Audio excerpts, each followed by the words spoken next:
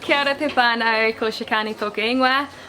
Today's Waitangi Day, and Matua Rāwiri Smith took us for a hīkoi, a little bus tour around Wairarapa Moana. On Waitangi Day, I want to say this about Waitangi, and sometimes it's put in partnership and it's 50-50. I rather think, rather than 50-50, what if we all were trying to realise our best condition?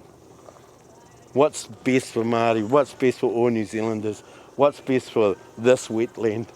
And so right now I'm talking a little bit about the physical place being an ancestor.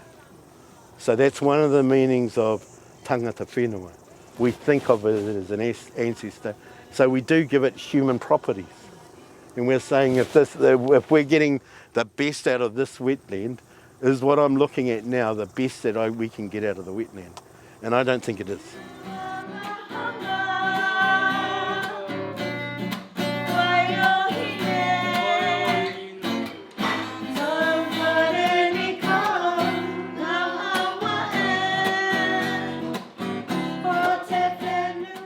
Kia ora, my name is Livo Maxwell, and today is Waitangi Day, which is my country's free day of peace and talking.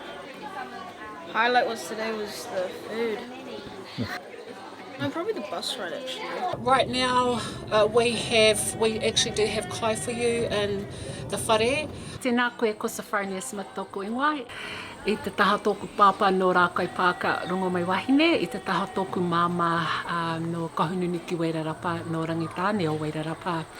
One of the highlights for me was seeing our tamariki attend this, because really they are the future, and part of the reason that this is important is that the knowledge that cousin Ra shared, that they become the kaitiaki of that knowledge, and they ensure that the stories of our wāhi tapu, of our tipuna, of our whenua, of our wai, that those stories and those narratives are never lost.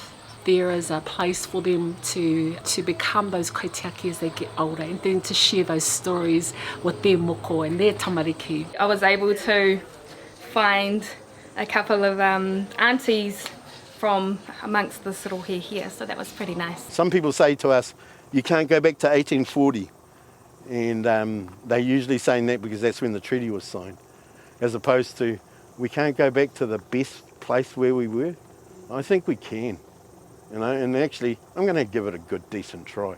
And I think that's what our Prime Minister is saying when she said at the Waitangi Day, I've learned two things from Māori, manaaki and kaitiaki.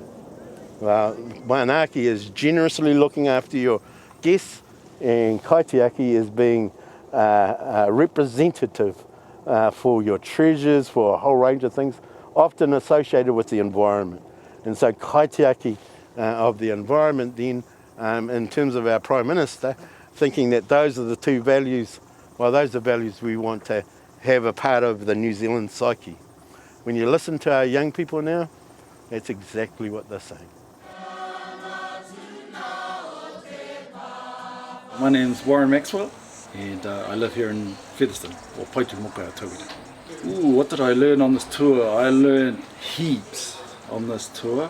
Featherston was actually a taupahi, which is a place of seasonal gathering of food. Having the community come together was about us, was part of the dream and the hope that our community will be different, and that our community will want to work and walk alongside of the hapū and ngā iwi from this area.